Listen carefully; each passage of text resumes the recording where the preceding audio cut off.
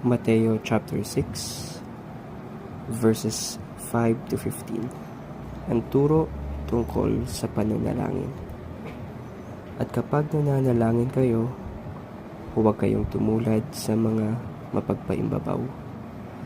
Mahilig silang manalangin ng patayo sa mga sinagoga at sa mga panulukhang daan upang makita ng mga tao.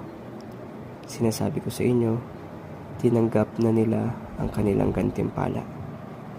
Ngunit kapag mananalangin ka, pumasok ka sa iyong silid at isara mo ang pinto, saka manalangin sa iyong amang hindi mo nakikita.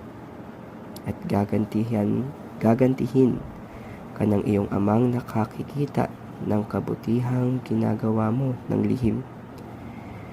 Sa pananalangin ninyo'y huwag kayong gagamit ng napakaraming salita, gaya ng ginagawa ng mga hintil. Ang akala nila'y pakikinggan sila ng Diyos dahil sa dami ng kanilang salita. Huwag ninyo silang tutularan, sapagkat alam na ng inyong Ama ang inyong kinakailangan bago pa ninyo hingin sa Kanya.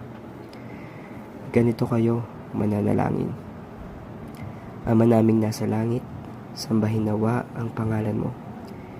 Ikaw nawa ang maghari sa amin. Sundin nawa ang iyong kalooban dito sa lupa tulad ng sa langit.